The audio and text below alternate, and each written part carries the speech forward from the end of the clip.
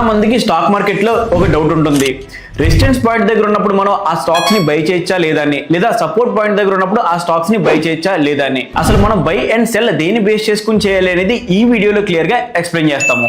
Hi, welcome to Nerchuko official show stock market basics. This is Rautayya, register sub broker analyst. ఒక stock ని మనం buy and sell చేయాలంటే first of all మనం తెలుసుకోవాల్సింది ఆ స్టాక్ అనేది ఓవర్ బాట్ జోన్ లో ఉందా లేదా ఓవర్ సోల్డ్ జోన్ లో ఉందని. అసలు మనం ఆ over bat zone and over sold zone అనేది ఎలా ఫైండ్ అవుట్ చేయాలి, అది మనం టెక్నికల్ గానే ఫైండ్ అవుట్ చేయడానికి మనకు పాసిబుల్ అనేది అవుతుంది. సో అలా పాసిబుల్ చేయాలంటే ఫస్ట్ మనం ట్రేడింగ్ వ్యూ అనే దాన్ని ఓపెన్ చేయాలి. ట్రేడింగ్ వ్యూ ఓపెన్ చేసిన తర్వాత ట్రేడింగ్ వ్యూలో మీకు ఇండికేటర్స్ అని ఉంటుంది. సో ఆ ఇండికేటర్ సెక్షన్ లో మీరు RSI అని ఎంటర్ చేయండి. RSI అంటే రిలేటివ్ స్ట్రెంగ్త్ ఇండెక్స్, అంటే ఒక ఇండెక్స్ ఆర్ స్టాక్ సంబంధించి స్ట్రెంగ్త్ అనేది మనం ఈ RSI ద్వారా మనం తెలుసుకోవచ్చు. సో ఆ RSI ని మీరు మీ స్టార్ట్ కి అప్లై చేయండి. అప్లై చేసిన తర్వాత అండ్ ఏదైతే డిఫాల్ట్ సెట్టింగ్స్ ఉంటాయో ఆ డిఫాల్ట్ సెట్టింగ్స్ ని మీరు అలానే ఉంచండి. అండ్ RSI కి అబోవ్ 70 లైన్ ఉంటుంది అండ్ బిలో 30 లైన్ ఉంటుంది. అండ్ ఏదైతే మిడిల్ లో ఈ లైన్ జరుగుతుందో సో దాన్నే RSI లైన్స్ అని అంటారు. అండ్ ఈ ఎల్లో కలర్ లైన్ వచ్చేసరికి మనం బై అండ్ సెల్ చేయడానికి మనకి జోన్ అనేది క్రియేట్ చేస్తుంది.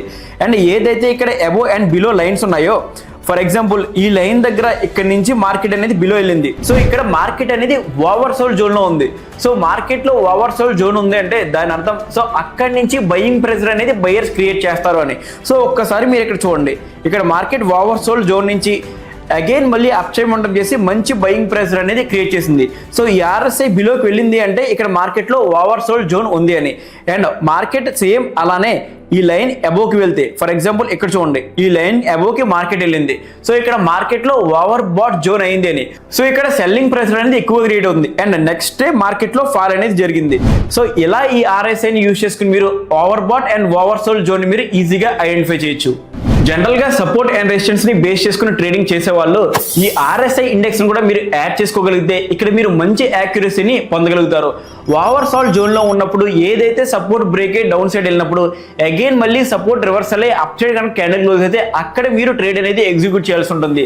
సేమ్ అలానే రెసిస్టెన్స్ లెవెల్లో కూడా రెసిస్టెన్స్ ఒకవేళ ఓవర్ బాట్ జోన్ లో ఉంటే ఆ రెసిస్టెన్స్ బ్రేక్అవుట్ జరిగి అగైన్ రివర్సల్ అయ్యి ఆ రెసిస్టెన్స్ బిలో కనుక క్యాండిల్ క్లోజ్ అయితే అక్కడ మీరు సెల్లింగ్ ట్రేడ్ కనుక తీసుకుంటే అక్కడ మీకు మంచి యాక్యురసీ అనేది జరుగుతుంది. సో అలా మీరు ఈ సపోర్ట్ అండ్ రెసిస్టెన్స్ తో పాటు ఈ RSI ని కూడా యాడ్ చేసుకోగలిగితే మీ ట్రేడ్ లో సక్సెస్ రేట్ అనేది చాలా బాగా పెరుగుతుంది. ఈ వీడియో మీకు నచ్చితే ఈ వీడియోకి ఒక లైక్ చేయండి. అండ్ ఫర్దర్ గా మీకు ఏ కంటెంట్ కావాలనేది కింద కమెంట్ సెక్షన్ లో కమెంట్ చేయండి. మీరు ఏదైతే కమెంట్స్ చేస్తారో అదే కంటెంట్ ని తర్వాత వీడియోస్ లో తీసుకొస్తాము. అండ్ మర్చిపోకుండా నేర్చుకో యాప్ ని సబ్స్క్రైబ్ చేసుకోండి. Thanks for watching.